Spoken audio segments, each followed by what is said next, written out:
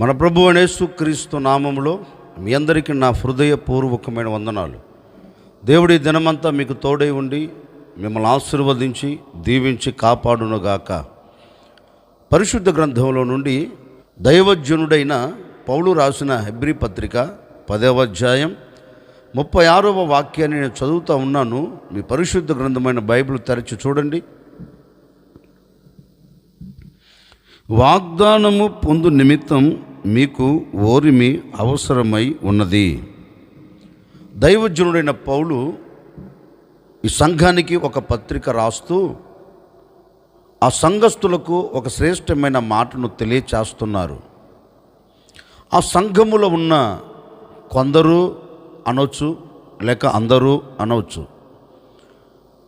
ఆ సంఘములో విశ్వాసులుగా పిలువబడుతున్న వారితో దైవజనుడైన పౌలు అంటారు, సంగమా, దేవుడు మీతో వాగ్దానం చేశారు, దేవుడు మీతో మాట ఇచ్చాడు. ఆ వాగ్దానము మీరు పొందుకునే దానికి మీరు దేవుని సన్నిధిలో ఓపిక మీకు అవసరము, మీకు ఓరిమి అవసరమై ఉన్నది. దేవుడు మీతో మాట ఇచ్చాడు అంటే దాన్ని అక్షరాలుగా నెరవేరుస్తాడు. ఆయన చేసిన ఆ మాట కొంచెము మీ జీవితంలో ఆలస్యం జరగవచ్చు. అట్లని జరగకుండా దేవుడు దానిని ఆపడు. ఆలస్యం జరుగుతున్నప్పటికీ కూడా దేవుడు మీ పట్ల ఒక అద్భుతమైన కార్యం జరిగిస్తారు. గనుక దేవుడు మీ పట్ల కార్యం చేసేంత వరకు మీరు ఓపిక కలిగి దేవుడు మీ పట్ల చేయదలిచిన ఆ కార్యము కొరకు మీరు ఓపికతో కనిపెడితే అక్షరాలుగా దేవుడు మీ కుటుంబాల పట్ల అద్భుతం చేస్తారు అని దైవజనుడైన పౌలు సంఘానికి పత్రిక రాసి ఆ సంఘస్థులకు తెలియచేశారండి. ఈరోజు నేను కూడా మీతో చెప్పాలి అనుకున్న నా దేవుని సందేశం ఏంటి అంటే, ప్రభువును నమ్మిన నాటి నుండి ఈనాటి వరకు ఒకవేళ ఓపిక లేక దేవుడు చేసే కార్య విషయములో ఓపికతో నీవు చూడక వెనకబడుతూ వస్తున్నావేమో. దేవుడు ఇంకేం చేస్తారులే, ఇంకేం నేను చూస్తానులే, ఇక నా జీవితం ఇంతే, దేవుడు మాట ఇచ్చాడు, నా జీవితం పట్ల జరగట్లేదు అని ఒకవేళ ఓపిక లేక ఆత్మీయ జీవితంలో కానివ్వండి, శరీర సంబంధమైన జీవితంలో కానివ్వండి, ఒకవేళ కుప్పగా కోల్చబడుతున్నావేమో, నీకే ఈ ఉదయకాలం నా ప్రభు ఒక శుభ వార్త నీకు తెలియచేస్తున్నాడు. ఒకవేళ ఈ క్షణము వరకు ఓపిక లేక వెనకంజ వేస్తూ దేవుని మీద విసుగు చెందుతూ ఒకవేళ నీ జీవితపు మనుగడను ముగించుకోవాలని అడుగులు వేస్తూ వెళ్తున్నావేమో, ఇక దేవుడు చెయ్యడు చెయ్యబోడు అని ఆలోచిస్తున్నావేమో. లేఖనమంటుంది, నేనే మాట ఇస్తున్నాను, నేనే దానిని నెరవేర్చేదను అని దేవుడు వాగ్దానపూరితమైన మాట చెప్తున్నాడు. బహుశా ఈ మాట నువ్వు చదివేటప్పుడైనా, ఈ మాట నువ్వు వినేటప్పుడైనా ఆయా సందర్భాలలో దేవుడైతే మాట ఇస్తున్నాడు కానీ నా పట్ల నెరవేర్చబడటం లేదు అని ఆలోచిస్తున్నావేమో. ఆలోచించవలసిన అక్కర్లేదండి. ఒకవేళ ఈ క్షణము వరకు ఏ కార్యము జరగలేదో, ఏ మేలు నువ్వు చూడలేకపోతూ వచ్చావో, ఏ దీవెనకరమైన అనుభవాలలో నువ్వు నడిపించబడలేక అలాగే గొప్పగా కోల్చబడుతూ అడుగులు వేయలేక నిస్సహాయ స్థితిలో పడిపోయి ఉన్నావేమో. ప్రభు నీతోనే చెప్తున్నాడు, భయపడవలసిన అక్కర్లేదు. నీవు నా సన్నిధిలో ఓపిక కలిగి నీవు నేను చేసే కార్యం కొరకు ఎదురు చూడగలిగితే నిశ్చయముగా నేను నీ పట్ల అద్భుతం చేస్తాను. నిజమే, ఈరోజు నీవు ఓపిక కలిగి దేవుని సన్నిధిలో మనస్ఫూర్తిగా నా ప్రభు నాతో మాట ఇచ్చాడు, ఈ మాట నా జీవితం పట్ల నా ప్రభు అక్షరాలుగా నెరవేరుస్తారు, ఏదో ఒకరోజు ఆ కార్యమును నేను చూడబోతున్నాను అని నీవు ఓపిక కలిగి దేవుని సన్నిధిలో ఉండగలిగితే ఈ క్షణము వరకు, ఈ నిమిషం వరకు జరగని ప్రతి కార్యం నీ ఓపికను బట్టి, నీ ఓర్పును బట్టి, నీ ఓరిమిని బట్టి దేవుడు నీ పట్ల అద్భుతమైన కార్యం జరిగించబోతూ ఉన్నాడు. ఆశ్చర్యమైన కార్యం జరిగించబోతూ ఉన్నారు. ఓర్పు లేక ఈ క్షణం వరకు, ఓపిక లేక ఈ నిమిషం వరకు నీవు నిలిచి ఉన్నావేమో. ఈరోజు ఓపిక కలిగి ప్రభు వైపు చూడగలిగితే, ఓపిక కలిగి ఆయన వైపు నీవు కనులెత్తగలిగితే నిన్ను దాటిపోయేవాడు కాదు, నీ స్థితిని చూచి నిన్ను విడిచిపెట్టేవాడు కాదు. నీతో మాట ఇచ్చిన దేవుడు నీ ఓపికను పట్టి నీ పట్ల అద్భుతమైన కార్యం జరిగించబోతూ ఉన్నాడు. నీ ఓపికను బట్టి నీ పట్ల నవనూతనమైన కార్యం జరిగించబోతూ ఉన్నాడు. గనుక ఈరోజు నువ్వు దేవుని సన్నిధిలో ఓపికతో ఉండగలిగితే, చూడండి, రైతు కూడా విత్తనము విత్తుతాడు. విత్తనము విత్తిన ఆ క్షణము నుండి పంట చేతికొచ్చేంత వరకు ఓపికతో ఎదురు చూస్తాడు. ఈ మధ్యలో ఎన్నో ఆటుపోటులు, ఎన్నో అవంతరాలు, వర్షము వలన నాటిన పైరంతా నాశనమైపోతున్నా, ఒకవేళ ఎండ వలన పైరంతా వాడిపోతున్నా, మరొక ప్రక్క తెగులు వచ్చి పడుతున్నా, రైతు మనసులో ఒక ఆలోచన ఉంటుంది, ఎట్లాగైనా నేను ఈ పంటను సమకూర్చుకోవాలి, ఆ దినం వచ్చేంత వరకు నేను ఓపికతో దీన్ని సేద్యము చేయాలి, ఓపికతో దీన్ని కాపాడుకోవాలి, ఆ రోజు వచ్చేంత వరకు నేను ఓపిక కలిగి ఉండాలి అని రైతు వర్షాలు పడి పంట పాడవుతున్నా, ఎండ వలన పంట పాడవుతున్నా, తెగుళ్ళ వలన పంట పాడవుతున్నా రైతుకు ఓపిక ఉంటుందండి. ఎప్పుడైతే ఆ ఓపికతో ఎదురు చూస్తాడో తరువాత సమృద్ధైన పంటను అతడు కోయగలుగుతాడు. అట్లాగే మన వ్యక్తిగత జీవితంలో కూడా ఇప్పుడే దేవుడు చెప్పాడు, ఇప్పుడే జరిగితే బాగుండు అనుకోవటం మన తప్పండి. దేవుడు మాట ఇస్తే అది నెరవేర్చకుండా అయితే పోడు. దేవుడు మాట ఇస్తే మాట తప్పి ఆయన నిన్ను విడిచిపెట్టేవాడు కాదు. మాట ఇచ్చాడంటే అక్షరాలుగా దాన్ని నెరవేర్చి ముగిస్తాడు. మనము యోసేపు జీవిత చరిత్రను గమనిస్తే దేవుడు ఒక కలను అతనికి కనపరిచి, నీవు ఇలా ఉండబోతున్నావు, నీవు ఇలా నడవబోతున్నావు, నీ జీవితం ఇలా ఉండబోతుంది అని అతనికి కలల ద్వారా దేవుడు తెలియపరిచాడు. మరుక్షణమే ఉదయాన్నే లేచాడు, తండ్రితో అన్నదమ్ములతో అక్కడ ఉన్న వారందరితో పంచుకున్నాడు. ఇదిగో దేవుడు నాకు ఈ కలను చూపెట్టాడు, నేను ఏదో ఒక రోజు ఈ స్థితిలో నేను ఉండబోతున్నాను అని తెలియపరిచాడండి. అంటే ఆ కళ వచ్చిన మరుక్షణమే యోసేపు రాజ్యాన్ని పరిపాలన చేయగలిగాడా, ఉన్నతమైన స్థితుల్లోకి వెళ్ళగలిగాడా అంటే వెళ్ళలేదు. ఇప్పుడు అతనికి కళను తెలియపరిచిన నాటి నుండి అతడు రాజ్యం మీద అధికారిగా మార్చబడేంత వరకు ఎన్నో ఆటుపోటులండి. కొట్టబడ్డాడు, గుంటలో వేయబడ్డాడు, అమ్మివేయబడ్డాడు, చెరసాల్లో వేయబడ్డారు, ఎన్నో ప్రతికూలమైన పరిస్థితులు ఎదుర్కొంటున్నాడు. కానీ యోసేపును ఎప్పుడు మనం పరీక్షించినా ఏ క్షణము కూడా, ఏ నిమిషము కూడా అతడు కనిన ఆ కళ విషయంలో ఓర్పు కలిగి, ఓపిక కలిగి ఎదురు చూస్తున్నాడు.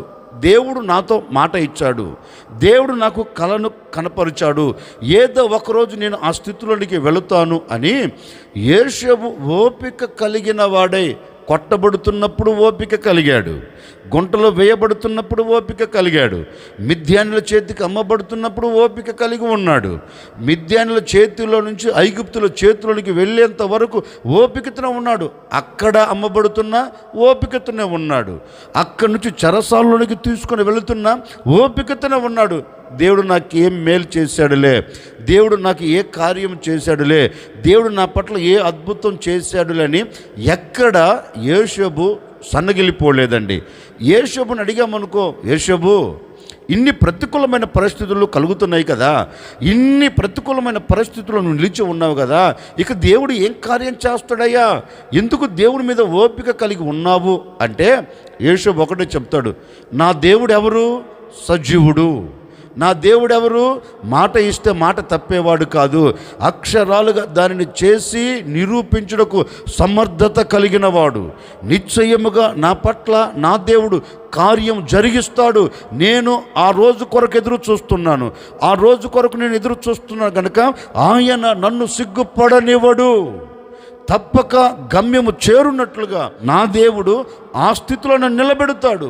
నేను కంగారు పడవలసిన అక్కర్లేదు. నాకు కావాల్సినది ఏంటి అంటే ఓపిక. చూడండి, యోసేపు ఓపిక కలిగిన వాడై, ఓర్మి కలిగిన వాడై దేవుడు ఇచ్చిన ఆ మాటను పట్టుకొని దానిని పొందేంత వరకు, దానిని చేరేంత వరకు ఎక్కడ అతడు ఓపిక విషయములో తేడా కలిగినట్లుగా, అతడు దేవుడు చేసిన ఆ మాట విషయములో అలజడి చెందినట్లుగా, ఆ మాట విషయములో ఇది జరగదు అన్నట్లుగా యోసేపు జీవితంలో ఎక్కడ మనకు కనపడదండి. ఓపిక కలిగి నిలిచి ఉన్నాడు గనక అద్భుతం చూడగలిగాడు, ఆ దేశంలో అధికారిగా మలచబడగలిగాడు. ఇప్పుడు నేను కూడా మీకు చెప్పాలనుకున్న మాట ఏంటంటే, బహుశా మీకు మాట ఇచ్చి ఉండవచ్చు, దేవుడు మీతో వాగ్దానం చేసి ఉండవచ్చు, దేవుడు వాక్యము ద్వారా నీ హృదయాన్ని తట్టి నీతో చెప్పి ఉండవచ్చు. కానీ ఇది జరగదు అనే సందేహం వద్దు, ఇది నెరవేర్చబడదు అనే సందేహం వద్దు. నిశ్చయముగా నీవు ఓర్పు కలిగి, లేక ఓపిక కలిగి, ఓర్మి కలిగి నీవు దేవుని సన్నిధిలో దేవుడిచ్చిన మాటను పట్టుకొని ఎదురు చూడగలిగితే నిశ్చయముగా యోసేపు అద్భుతాన్ని చూచినట్లుగా ఈ దినమే నీవు అద్భుతాన్ని చూడబోతూ ఉన్నావు. ఈ దినమే ఆశ్చర్యమైన కార్యమును చూడబోతూ ఉన్నావు. ఈ దినమే నీవు అనుకున్న గమ్యం చేరున్నట్లుగా, దేవుడు నీతో ఇచ్చిన ఆ మాట నెరవేర్చబడినట్లుగా దేవుడు నీ కొరకు ద్వారములు తెరవబోతూ ఉన్నాడు. నీ ఆరోగ్య విషయంలో ఒక అద్భుతం జరగబోతుంది. ఇప్పటి వరకు నిరీక్షిస్తూ ఉన్నావా? ఇప్పటి వరకు ఓపికతో ఉన్నావా? దేవుడు చేస్తాడు, దేవుడు కార్యం తప్పక జరిగిస్తాడని నీ ఆరోగ్య విషయంలో, నీ ఆర్థిక విషయంలో, నీ ఉద్యోగ విషయంలో, నీ ఆత్మ సంబంధమైన విషయంలో, ఏ విషయంలో ఓర్పు కలిగి ఈ క్షణం వరకు నీవు దేవుని కొరకు ఎదురు చూస్తున్నావో నాకు తెలియదండి. ఈ క్షణం కొరకు దేవుడు చేసే కార్యం నిమిత్తం ఓపిక కలిగి ఎదురు చూస్తున్న ప్రజలారా, తప్పక ఈ దినము నుండి నా ప్రభు నీ పట్ల కార్యం జరిగించబోతూ ఉన్నాడు. నీ ఓపిక వ్యర్థము కాకుండానట్లు, నీ ఓపిక నశించిపోకుండానట్లు నా దేవుడు నీ పట్ల ఈ దినము అద్భుతమైన కార్యం జరిగించాలని నీతో మాట ఇస్తున్నాడు. నిశ్చయముగా నీవు నా సన్నిధిలో ఓపిక కలిగి నిలిచి ఉన్నావు కనుక నీ ఓపికను బట్టి నేను నీ పట్ల నవనూతనమైన కార్యము జరిగించబోతూ ఉన్నాను. ఒకవేళ ఈ క్షణం వరకు హృదయములో కన్నీరు కలుగుతుందా? నీ మనసులో వేదన కలుగుతుందా? నీ కుటుంబంలో అలజడి కలుగుతుందా? నీ వ్యక్తిగత జీవితంలో అలజడి కలిగి అవమానానికి గురై ఒకవేళ నిస్సాయ స్థితిలో నిలిచిపోతూ వస్తున్నావా?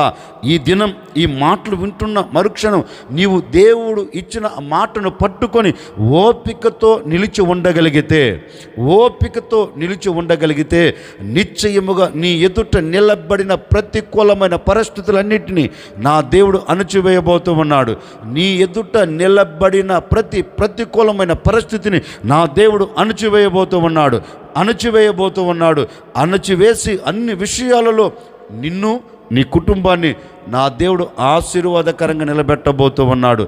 ఇక అలజడి లేకుండా, ఆటంకాలు నీ ముంగిట లేకుండా నా దేవుడు మీ కుటుంబాలన్నిటినీ ఆశీర్వదించునుగాక. నీకు కలిగిన సమస్యలన్నిటి మధ్యలో నుంచి నా దేవుడు మీకు విడుదల కలగచేయునుగాక. శరీర సంబంధంగా, ఆత్మ సంబంధంగా అన్ని విషయాల్లో మీ ఓపికను బట్టి మీరు అభివృద్ధి చెందుదురుగాక.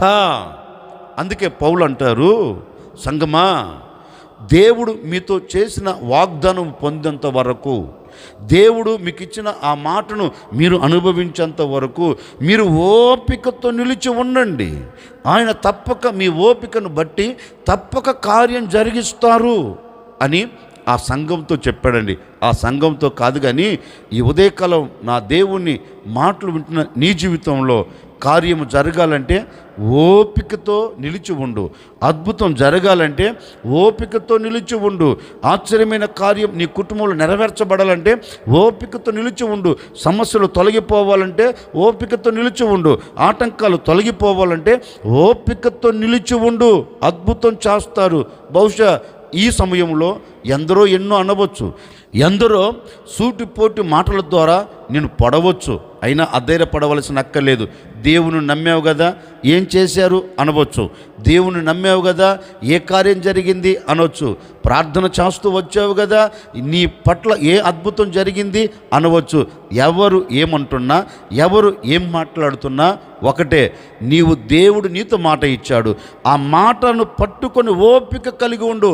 ఒకరోజు నేను కార్యమును చూడబోతున్నాను, ఒకరోజు నేను మేలును చూడబోతున్నాను, ఒకరోజు నేను అనుకున్న గమ్యానికి నా దేవుడు నన్ను తీసుకొని వెళుతాడు.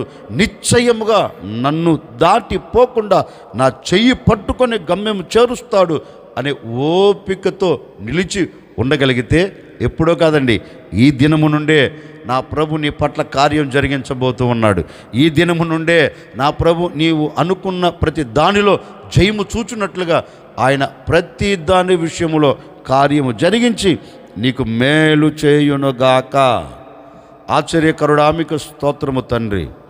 ఇప్పటి వరకు నీ మాటల చేత మీరు మమ్మల్ని ఆదరిస్తూ వచ్చారు.